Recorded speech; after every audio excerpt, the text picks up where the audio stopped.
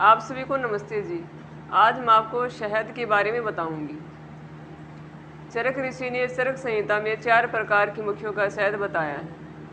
आइए जानते हैं कि वह 4 प्रकार की मक्खियाँ कौन कौन सी हैं और कौन कौन सी मक्खियों का शहद हमें खाना चाहिए। तो पहली, जो मक्खी रंग में पीली हो और आकार में मोटी हो, उस मक्खी का शहद सरसों के तेल के रंग जैसा होता है। ये उसकी पहचान बताई है। दूसरी मक्खी काजल की तरह काली होती है, मतलब जिसको हम भंवरा कहते हैं, इस तरह की मक्खी होती है। उस मक्खी का शहद सफ़ेद बताया है कि उस मक्खी का जो शहद होगा वो सफ़ेद होगा। तीसरी प्रकार की मक्खी रंग में पीली है लेकिन आकार में छोटी है, जिसको हम आमतौर पर छोटी मक्खी भी कहते हैं कि छोटी मक्खी का शहद है। तो उसके शहद में कालापन ज़्यादा होता है। जो मक्खी रंग में पीली व आकार में बड़ी होती है, उस मक्खी का शहद गाय घी की तरह पीला बताया है कि उसके शहद में पीलापन होता है। हमें शहद कौन सा खाना चाहिए?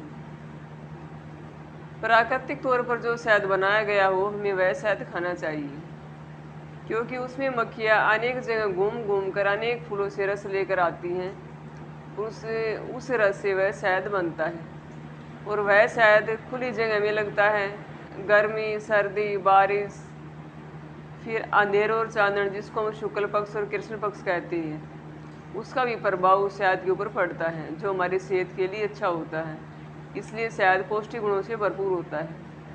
श्वसन संस्था मतलब हमारे फेफड़ों से संबंधित रोगों पर शहद का अच्छा प्रभाव होता है।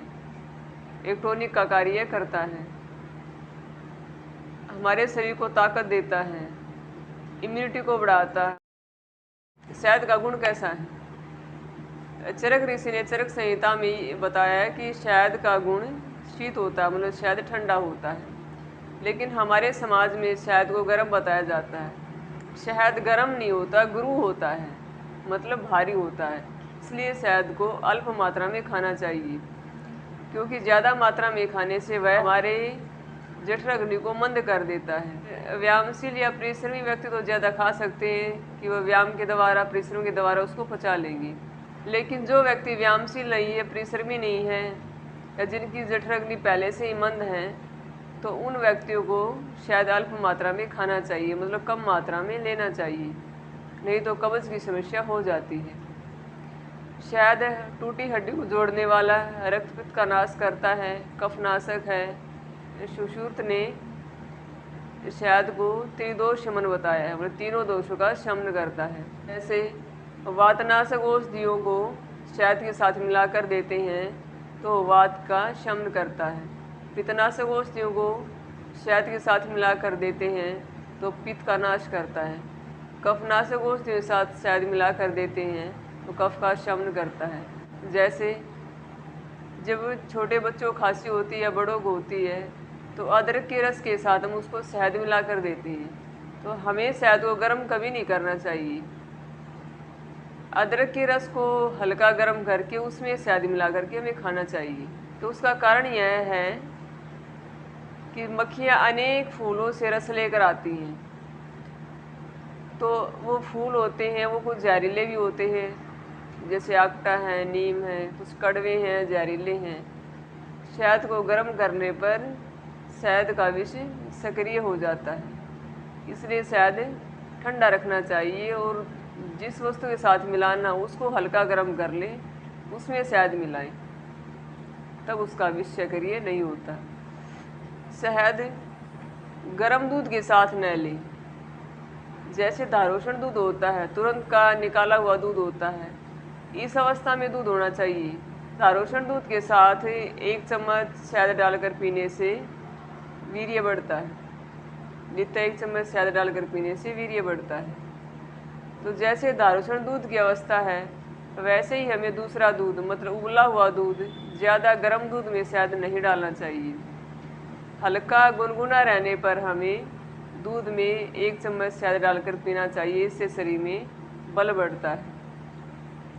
ऐसे ही गर्म पानी में हम शहद डालकर न पिए, हल्का गुनगुना पानी करें, उसमें शहद डालकर पिए। कोई भी व्यक्ति पानी, नींबू, शहद का लंबे समय तक प्रयोग ना करें। लंबे समय तक प्रयोग करने से शरीर में कमजोरी आती है और घुटनों के दर्द की समस्या हो जाती है। तो थोड़े समय के लिए प्रयोग करें। किसी को वजन घटाना है तो वो थोड़े समय के लिए प्रयोग करें, 1 महीना कर लिया, 15-20 दिन कर लिए। फिर ऐसे अगर हम 6 महीने प्रयोग करेंगे तो हमारे शरीर में ज़्यादा कमजोरी आएगी, घुटनों की समस्या हो जाएगी। तो कम समय के लिए प्रयोग करें। ज़्यादा गर्म द्रव्यों के साथ भी हमें शहद का प्रयोग नहीं करना चाहिए। हम शहद का प्रयोग अदरक के साथ कर सकते हैं, पीपली के साथ कर सकते हैं, सोंठ के साथ कर सकते हैं, दालचीनी के साथ कर सकते हैं, हल्दी के साथ कर सकते हैं, लेकिन एक सीमित मात्रा में करें। जब हमें ज़रूरत हो उसी समय हमें इनका प्रयोग करना चाहिए। और वैसे शहद को खाना हो तो फिर हमें हर रोज़ सुबह शाम या फिर एक बार दिन में शाम को 1 गिलास हल्का गुनगुना दूध लें और उसमें 1 चम्मच शहद डालकर खाएं। इससे शरीर में ताकत बढ़ती। ऐसे हमें शहद को खाना चाहिए। चरक ऋषि बताते हैं कि इन चारों प्रकार की मक्खियों का शहद ही हमारे शरीर के लिए उत्तम है। तो इन 4 प्रकार की मक्खियों में से किसी प्रकार की मक्खी का भी शहद मिले तो हमें उसका प्रयोग करना चाहिए। शहद वह खाए जो प्राकृतिक तौर पर मक्खियों द्वारा बनाया गया हो। उस शहद में औषधीय गुण पाए जाते हैं जो हमारे शरीर के लिए जरूरी है। गर्मी की ऋतु में हमें शहद नहीं खाना चाहिए, या जहाँ पर गर्म देश हो, गर्म स्थान हो, जैसे राजस्थान है, ऐसे गर्म स्थानों पर हमें शहद ज़्यादा नहीं खाना चाहिए।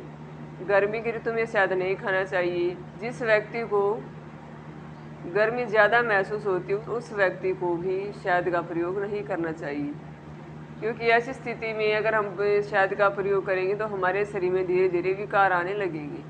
अनेक प्रकार के द्रव्यों से शहद की उत्पत्ति होती है, इसलिए मधु उत्तम योग वायु बताया। उत्तम योग वायु का मतलब है योग का वहन करने वाला।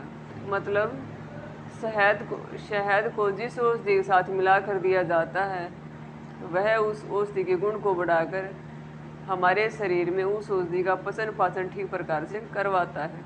इसलिए शुद्ध शहद खाएं और अपने शरीर को निरोग बनाएं। धन्यवाद।